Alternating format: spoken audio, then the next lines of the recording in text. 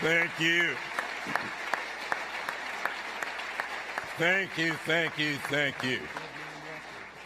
Thank you very, very much. Bishop Green, thank you so much for introducing and presenting me here today. When you opened your comments, talking about that the eventful occurrences of 1775, you've made me alter the introduction to my comments today. When things were taking place back in 1775, a man named Thomas Paine, who was not an American, saw what was taking place in this country. And Thomas Paine sat down and wrote a little pamphlet that he called The Crisis. And the summary of that pamphlet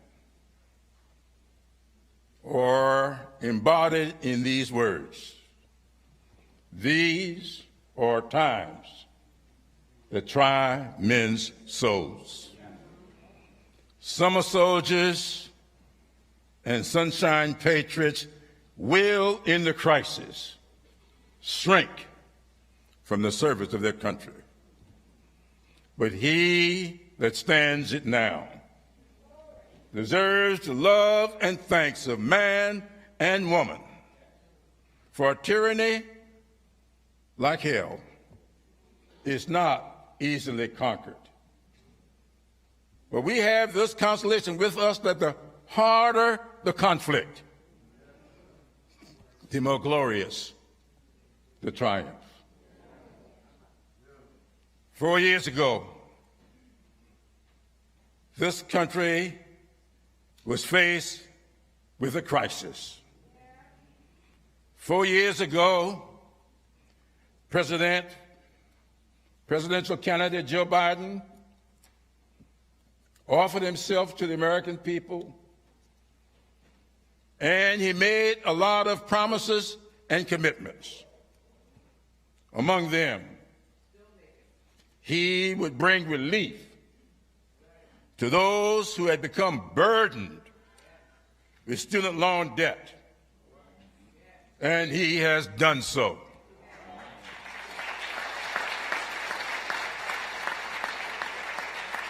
When Joe Biden made his first attempt to relieve student loan debt, he was sued by 6 Republican attorneys general. Our right-wing ethically challenged Supreme Court, many appointed by an ethically challenged former president, ruled Joe Biden's plan unconstitutional. But he did not give up. He pursued other ways to provide relief.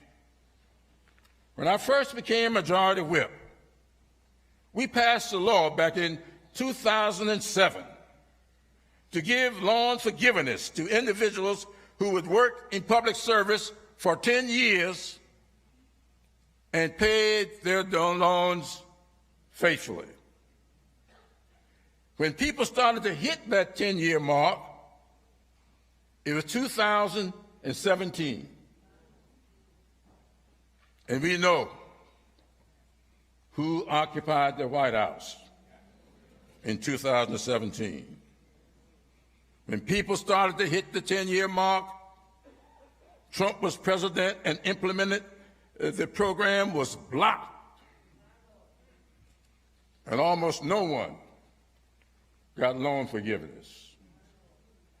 Joe Biden took office in 2021 and changed that. He revamped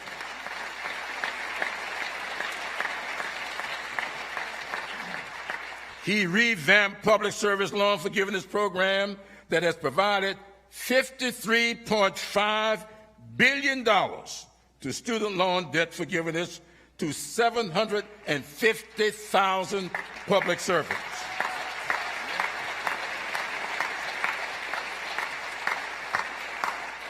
Teachers, police officers, firefighters, federal, state, and local employees have gotten their loans forgiven up to a total of $132 billion. 3.6 million people. But for some strange reason, we don't see reports about that. And as we speak, President Biden is writing a rule to provide even more relief for student loan debt and to hold colleges and universities accountable for loading borrowers up with unaffordable debt.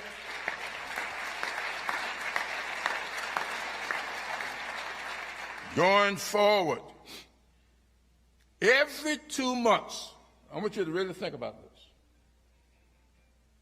Every 2 months, there will be roughly 50,000 more borrowers to get student loan debt repayment plans will have their debt forgiven. Every 2 months. Now, I'm a history guy, and I don't know too much about math. But if you're getting 50,000 every 2 months, how many is that going to be in a year? Another 25,000 every 2 months of public service people. I'm talking about teachers. I'm talking about state employees, local government workers. Every 2 months, another 25,000 will be getting their loans forgiven. But nobody is writing about that. And the question is today, who you want to be in charge of administering the program? Joe Biden or Donald Trump? He's already told you. He's already shown you what he thinks about the program. Not only did not enforce it, but he came to Congress and tried to get us to eliminate it, and we would not let him do it.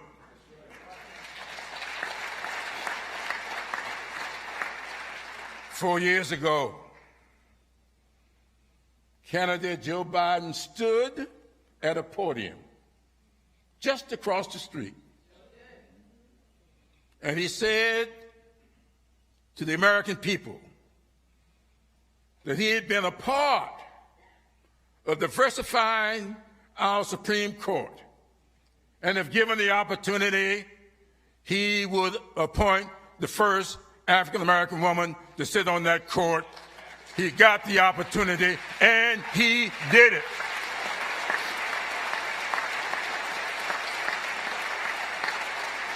Thank you. But Joe Biden didn't stop there. He has put Michelle Childs, a black woman from South Carolina, on the D.C. Circuit Court of Appeals, the second highest court in the land.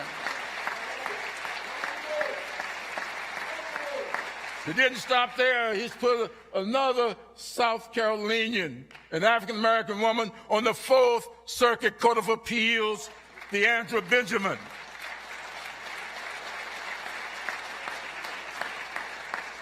But he didn't stop there. Joe Biden has appointed more women of color to our circuit courts than all the former presidents combined.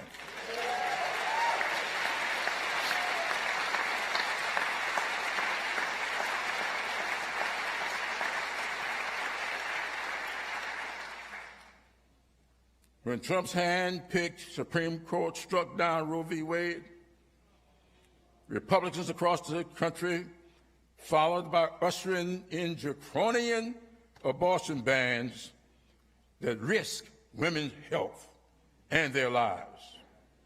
And he has told us how much worse he can be. Joe Biden will appoint more justices like Ketanji Brown Jackson. He will block any attempt of Republicans to institute a nationwide ban on women's reproductive rights. Joe Biden will fight any attempt to turn the clock back.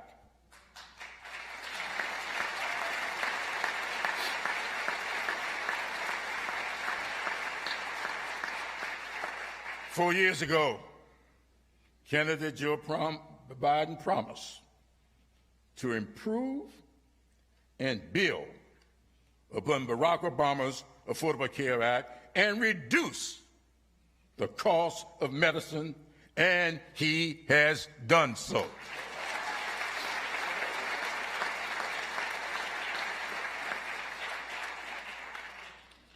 During Donald Trump's 4 years in the White House, he and Republicans in Congress tried over 60 times to repeal the Affordable Care Act, but we would not let them.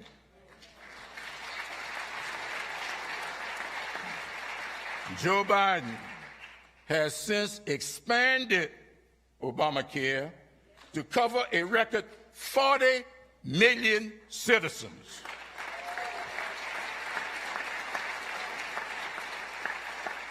But he did not stop there. Joe Biden and Democrats in Congress passed the Inflation Reduction Act, which for the first time empowers Medicare to negotiate for the price of prescription drugs.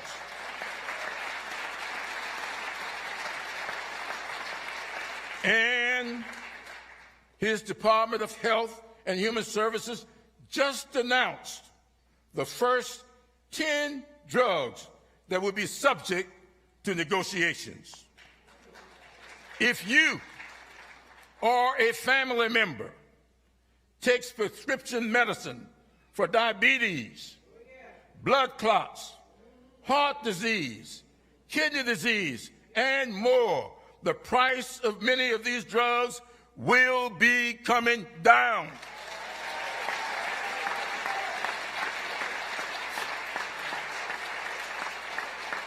And these 10 drugs are only the beginning. The Inflation Reduction Act calls for 60 more drugs to be added for negotiation over the next 4 years. Who do you want to see presiding over this? Many of you remember, and some of you and your family shared with my late wife her decades-long struggle with diabetes. You know, as I know, the exorbitant monthly cost of insulin. And like I told you 4 years ago, we know Joe, but more importantly, Joe knows us. Well, starting last year, thanks to Joe Biden's Inflation Reduction Act, insulin has been capped at $35 a month for Medicare employees.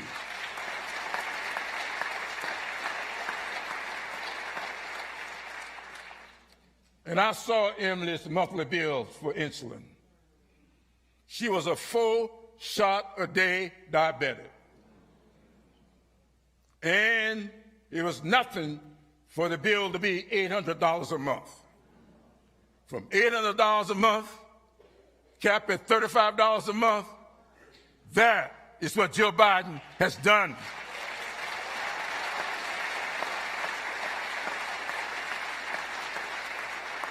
And a lot of people did not realize it, but when that bill left the House of Representatives, Following Joe Biden's instruction, we capped it for $35 for everybody. But somebody over in the Senate ripped it out of the bill, and we couldn't get the 60 votes because of the filibuster. But if Joe Biden is reelected, as we think he will, we are going to cap at $35 for everybody.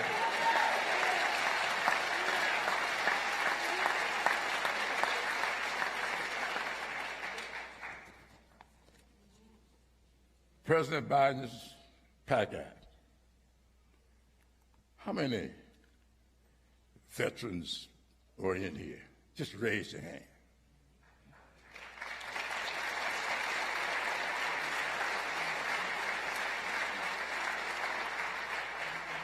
Joe Biden's PAC Act is making the biggest investment ever in the medical care for our veterans.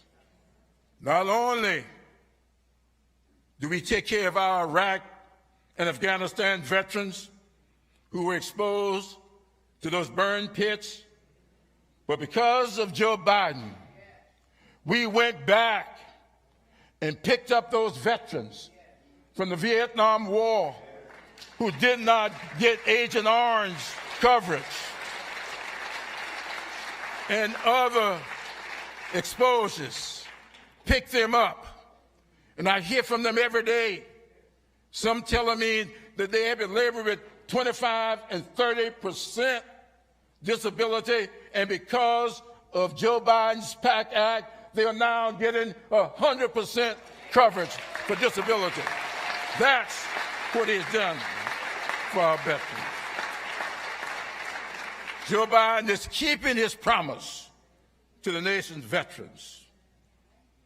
Joe Biden's bipartisan infrastructure bill is making telehealth available to rural America and high-speed broadband accessible and affordable for all.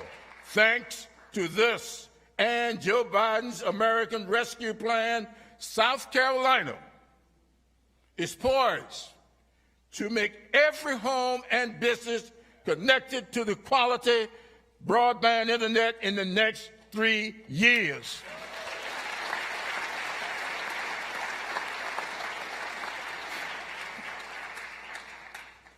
This is a great country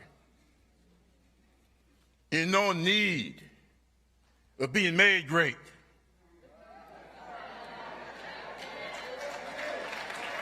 That's right. Our challenge is doing the things that are necessary to make this country's greatness accessible and affordable for all our citizens.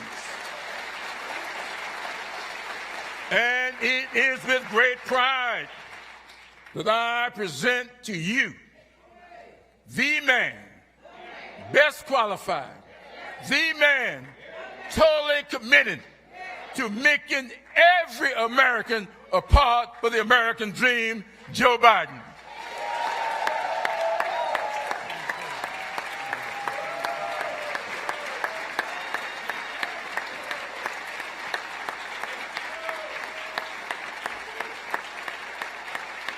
Thank you. Thank you, thank you, thank you. Thank you. Thank you, thank you, thank you. Thank you. I rest my case. Thank you, please. Thank you. Thank you. Thank you. Thank you, thank you, thank you. Thank you. Thank you. And it's going to go to my head. Please. Thank you. Jim, you know, just say one thing about what Jim has been talking about. that confuses me about our Republican friends sometimes, the MAGA Republicans. No, I'm being sincere. Every one of the things that Jim mentioned saves the American taxpayer billions of dollars. You realize if you have a prescription drug from any major drug company in America, I can take you to Toronto, Canada, London, Rome, any major capital in the world and buy the same exact drug for sometimes half the price that you get here. Look, folks, when the federal government, through Medicare, doesn't have to pay out as much money, it means taxpayers pay less money because you fund the federal government. You fund Medicare. Go down every one of these things. It always confuse me. They talk about being rational. It's just about excess profit. But at any rate, I don't want to get off on that. I'll get carried away. I don't quite get these guys. Thank you, Jim, for your friendship and above all for your fellowship. And Bishop Green, thank you for those kind words. I mean that sincerely. And thank you, Reverend Manning, for the shepherd of this house to allow me to stand at this podium once again. And all the faithful of Mother Emanuel and distinguished guests. I was talking downstairs. I've spent more time in the Bethel AME Church in Wilmington, Delaware than I have than most people I know, black or white, have spent in that church. Because that's where I started. No, I'm serious. I started a civil rights movement. I used to go to 7:30 Mass. Then I'd go to 10 o'clock service with the Reverend who was then running the church, is now the bishop. She's a bishop, and I'm told your bishop had been there before in South Africa. That's where he is right now. The point is that I've been blessed to worship here before as well. It's at moments of joy and great joy, and moments of great pain, moments of unbearable loss. On June 17, 2015, the beautiful souls, five survivors, invited a stranger into this church to pray with them. The Word of God was pierced by bullets of hate, of rage, propelled by not just gunpowder, but by a poison. Poison that has for too long haunted this nation. And what is that poison? White supremacy. Oh, it is. It's a poison. Throughout our history, it's ripped this nation apart. It says no place in America. Not today, tomorrow, or ever. From that day, this nation saw this congregation, this community, demonstrate one of the greatest acts of strength I have ever seen. I mean it sincerely from the bottom of the act of forgiveness, the act of grace.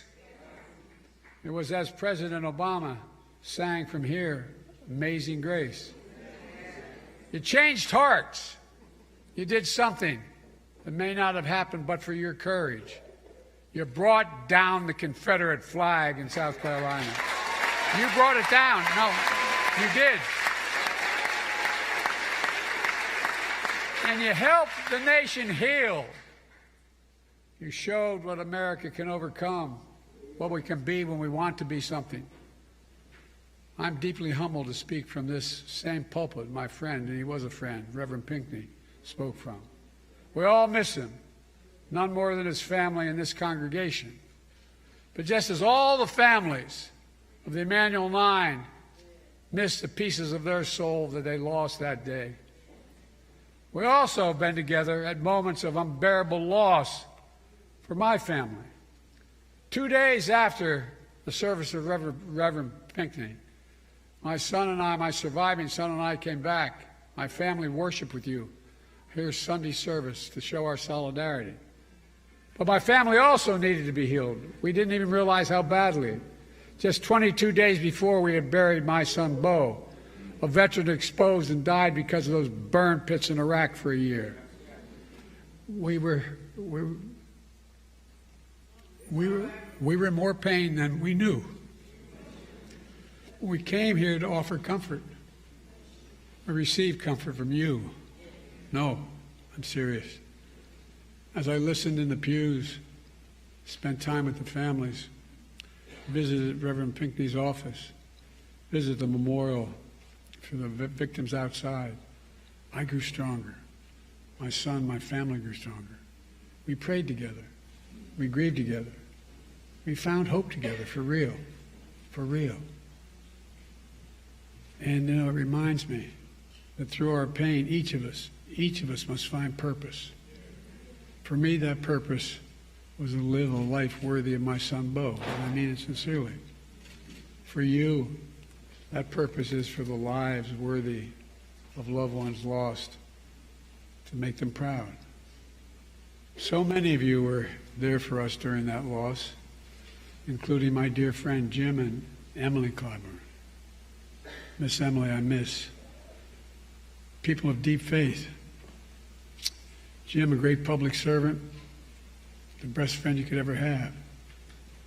Jim, I'm thinking Emily today. We've talked about it downstairs a little bit. I know you do every single solitary day. She was special. And that bond you shared was something to behold. As many of you know, Jim is a teacher and a student of history. He knows the power of history.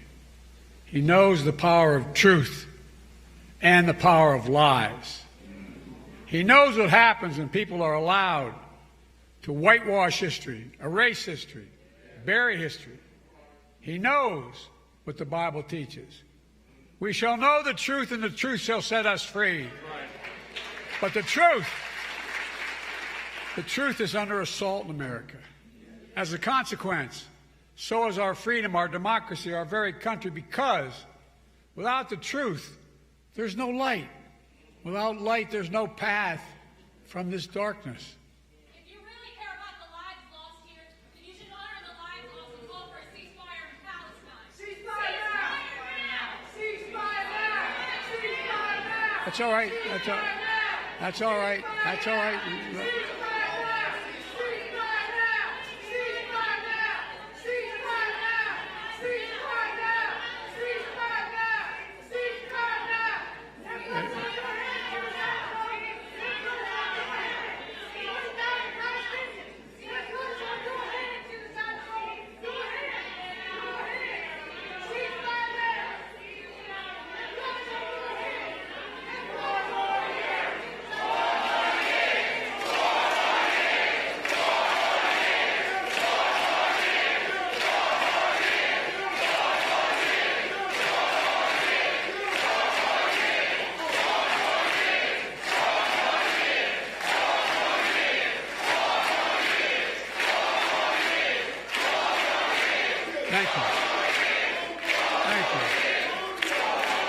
Thank you.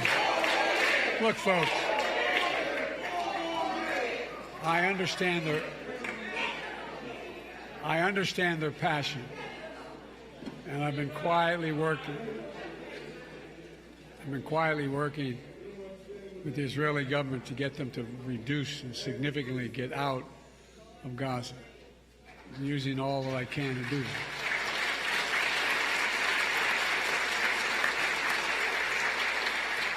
But I understand the passion.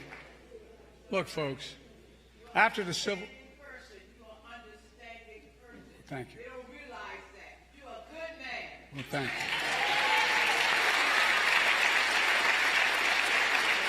you. Look, after the Civil War, the defeated Confederates couldn't accept the verdict of the war. They had lost. So they say they embraced what's known as the lost cause, a self-serving lie that the Civil War is not about slavery, but about states' rights. They've called that the noble cause. That was a lie that had, not just a lie, but it had terrible consequences. It brought on Jim Crow.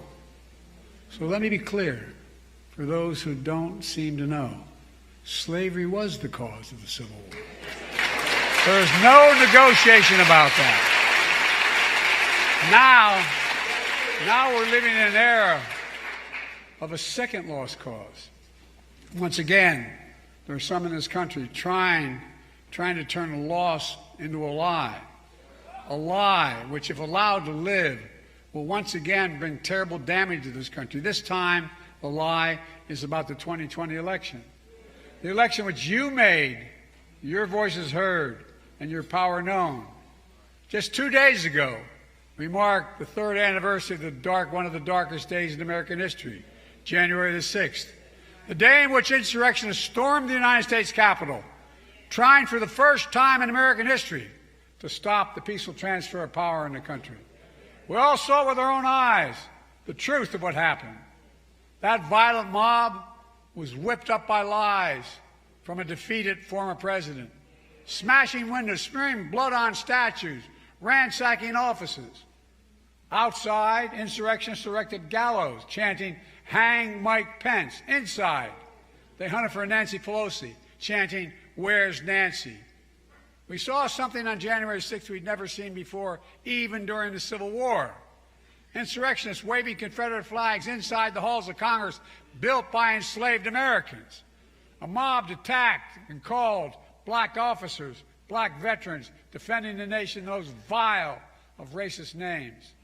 And yet, an extreme movement of America, the MAGA Republicans, led by a defeated president, is trying to steal history now. They tried to steal an election. Now they're trying to steal history, telling us that violent mob was, and I quote, a peaceful protest. That insurrection, those insurrectionists were, these are his words, patriots. That there was, quote, a lot of love that day. In fact, the rest of the nation and the world saw a lot of hate and violence. For hours, the defeated former president sat in the private dining room off of the Oval Office and did nothing, absolutely nothing. His actions were among the worst derelictions of duty by any president in American history. An attempt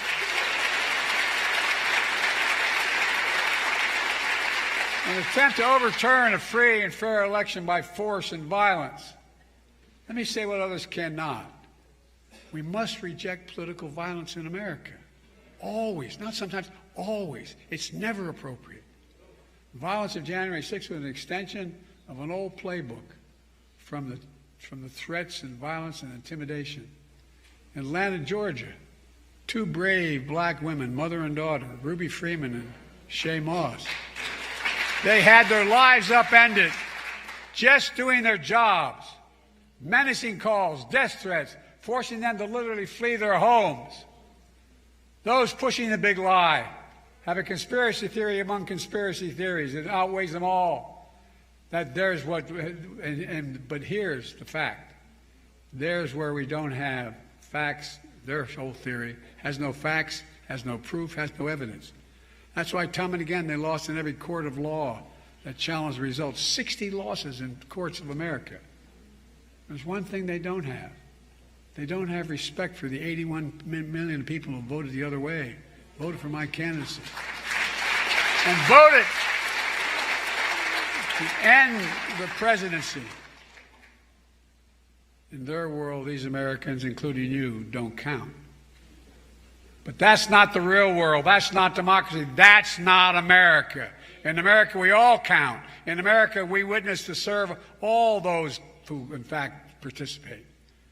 And losers are taught to concede when they lose. And he's a loser.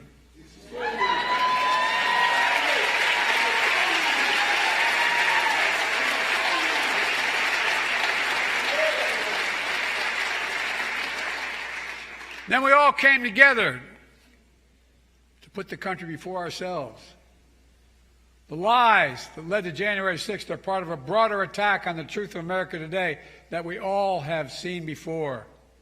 The same movement that throughout the mob of the United States Capitol isn't just trying to rewrite history, January 6th, they're trying to determine to erase history and your future. Banning books, denying your right to vote and have it counted, destroying diversity, equality, inclusion all across America, harboring hate and replacing hope with anger and resentment and dangerous view of America. That narrow view of America, a zero-sum view of America that says, if you win, I lose. If you succeed, it must be I failed. If you get ahead, I fall behind. And maybe worst of all, if I hold you down, I lift myself up. That's not new in America. Every stride forward has often been met with ferocious backlashes from those who fear the progress, from those who exploit that fear for their own personal gain, from those who traffic in lies told for profit and power. But here in Charleston, you know the power of truth. Less than a mile from here was once a port where almost half of all enslaved Africans were trafficked to North America and forced on our shores. And now you have a world-class museum there to tell the truth about the original sin. And it matters. And I want to thank former Mayor Jim Riley for his leadership, who saw to it the museum was built, and for all of you who made that happen. And with your help, I made Juneteenth the first federal holiday since Dr. Martin Luther King Day.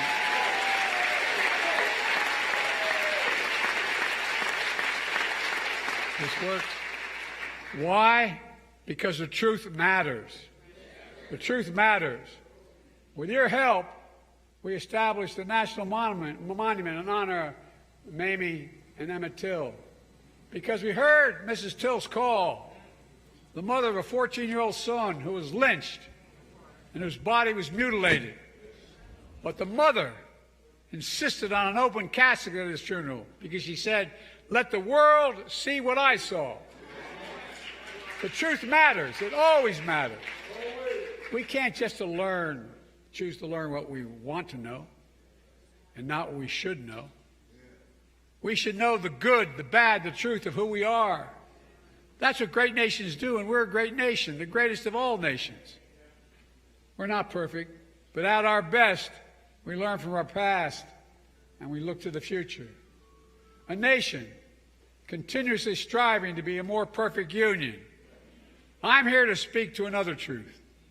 It's because of this congregation and the black community of South Carolina, and not an exaggeration, and Jim Clyburn, that I stand here today as your president, because of all of you. That's a fact. That's a fact.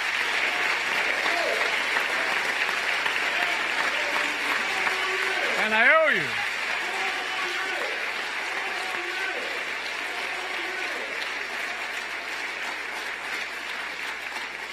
And I've done my best to honor your trust.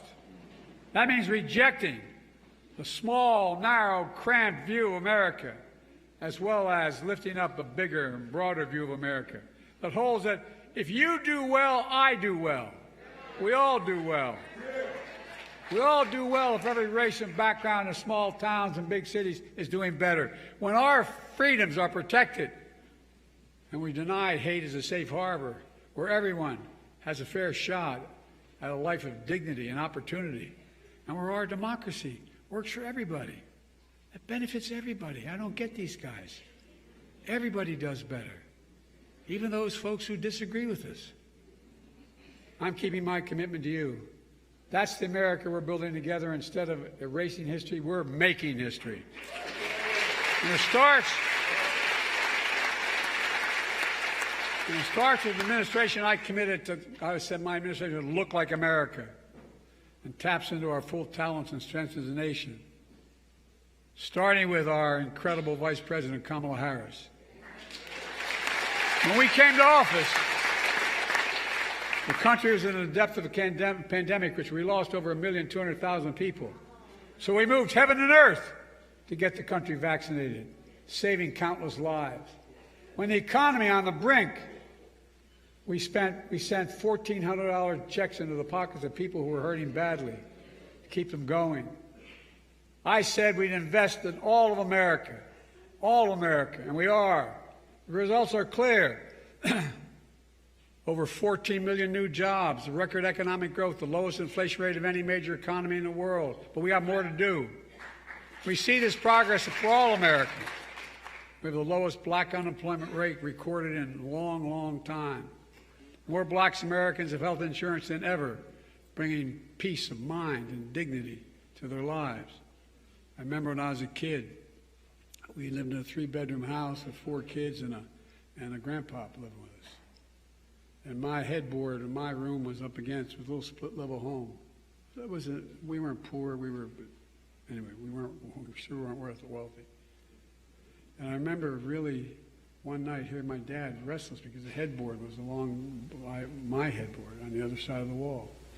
I asked my mom the next morning, I said, "What's the matter with Dad?" She said, "Honey, his employer just told her they're dropping health insurance." What that does is deprives a man and a woman of their dignity. How do you look at your child and say, "I can't cover you, I can't take care of you"? And now, as Jim pointed out, I won't go into it like I was going to because he said it better. Instead of about an average of $400 a month for insulin for seniors with diabetes, we're now paying $35 a month. And by the way, they're still making a profit 3 times. It costs $10 to make it. I've been trying to take on, as a couple of you in the audience know, for my entire career, Big Pharma. Finally beat them. Finally.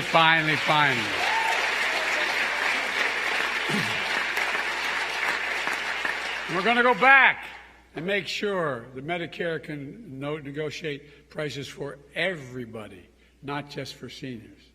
Again, it saves the American taxpayers billions of dollars not having to pay pharma for these things. You know, we're growing back black wealth. Well, we have a lot more to do. The racial wealth gap is the smallest it's been in 20 years under my watch. More black small businesses starting up than in decades, and the ultimate act in opening a new business, the ultimate act of hope. We're taking on housing discrimination in many ways. So a home owned by a black family on one side of a highway, built by the same builder on the other side of the highway, and a white guy living in it, the white guy's home is valued more than the black guy's. No, I know you know it, but guess what? That's how you build generational wealth when you build your home. Kamala and I are leading the charge, mainly Kamala, to protect the freedom to vote, and that be counted. Defending your freedom to choose. We're keeping our commitment of providing incredible opportunities, making historic investments in HBCUs, $7 billion. $7 billion.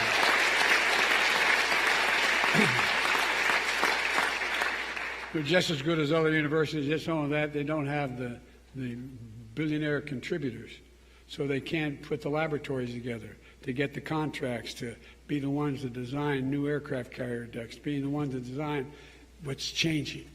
It's changing. Providing people a real shot by reducing the burden of student debt. Jim went into it. I won't go into it as I was going to. $132 billion, 3.6 million people. A significant percentage of those students are African American students. Despite our friends on the other side of the table, the Supreme Court did everything we can to stop me, replacing every lead pipe in America. Do you know how many? Not just some. Every single lead pipe in America is going to be taken out and replaced with a proper pipe. Why?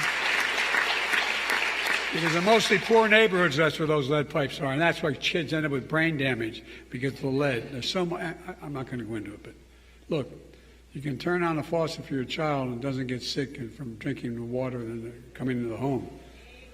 Delivering high-speed internet, that's affordable for everybody.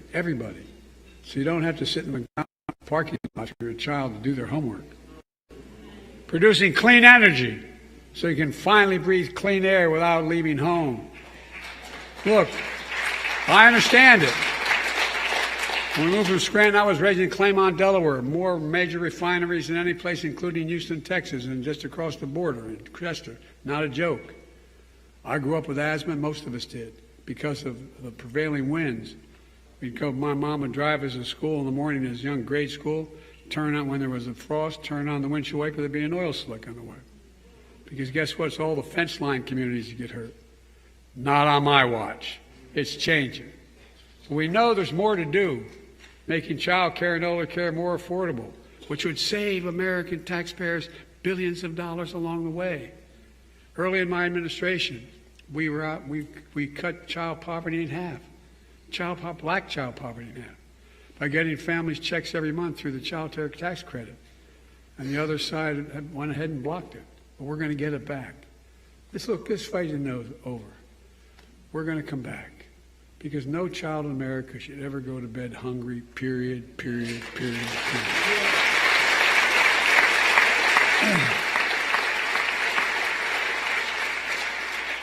After the historic movement for justice in the summer of 2020, I signed the most significant police reform executive order in history. We didn't get the law passed, but guess what? I did it by executive order, a significant part of it. But now Congress has to step up and ask and get it, do what I did, and make it the law of the land. Just a few days ago, the defeated former president was asked about the recent shooting in Iowa. Did you hear this one? Oh, it's hard to believe. You know what his response was? All those kids dead? We have to get over it. End of quote. I promise you, we have to get over it. My response is, we have to stop it. So your children, your family, your friends can leave your home, walk the streets, go to stores, go to the grocery store, and go to church to be safe from gun violence. There's no excuse for this carnage. We have to ban assault weapons. I did it once before, and I'm going to come back again and do it. Ban high-capacity magazines. We have to pass a universal background checks. It doesn't violate the Second Amendment. It's common sense, and it saves lives. I'm determined to continue to deliver unequal justice under the law. I made a commitment to you to nominate the first black woman, and Jim's already talked about it, on the Supreme Court. And by the way, she's smarter than the rest of these guys. Oh. Her name is Ketanji Brown Jackson. But guess what? She knows what she's doing. And by the way, as Jim pointed out, more black women have been appointed to the federal circuit courts than every other president in American history is appointed. Every single solitary one counted. And we're going to keep going.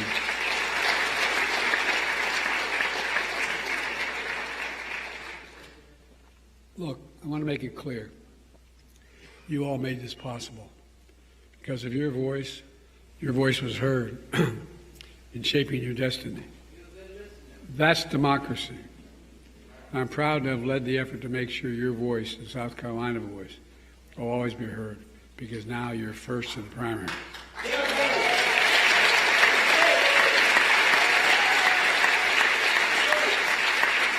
Look, our North Star as a nation is the very idea of American, an idea.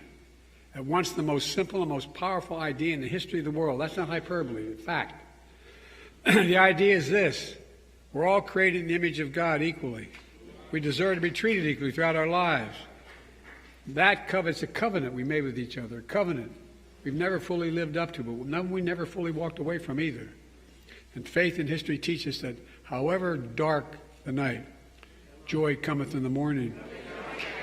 And that joy comes with commands from Scripture. Love the Lord thy God with all thy heart, all thy mind, all thy soul.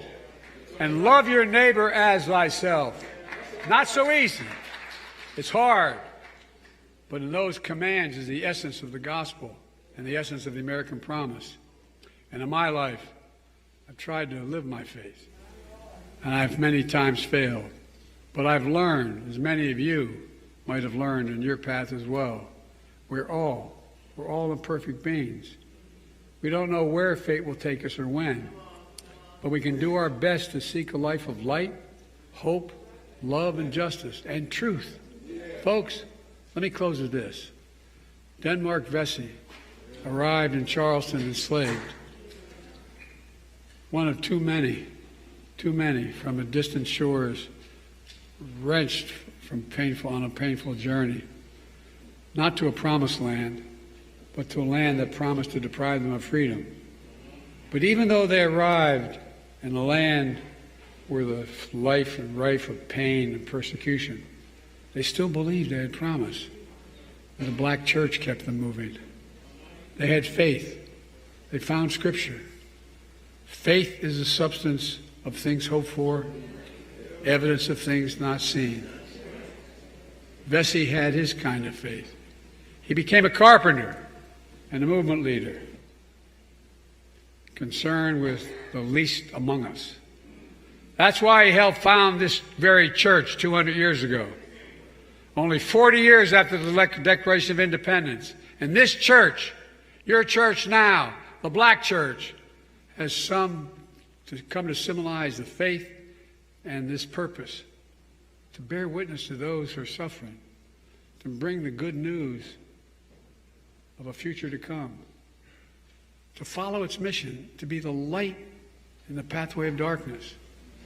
That's patriotism. That's patriotism. To love something so much, you make it better no matter the struggle. A patriotism that inspired generations before us to believe that in America we can do and be anything we want to be. In our time, there's still the old ghost of new garments. And we all need to rise to meet the moment. And the moment is now. Folks, my fellow Americans, this is a time of choosing. So let us choose the truth. Let us choose America. I know we can do it together, and it's the gospel song sings, we've come too far from where we started. Nobody told me the road would be easy. I don't believe he brought me this far to leave me. My fellow Americans, I don't think the good Lord brought us this far to leave us behind. May God bless you all, and may God protect our troops. Thank you, thank you, thank you.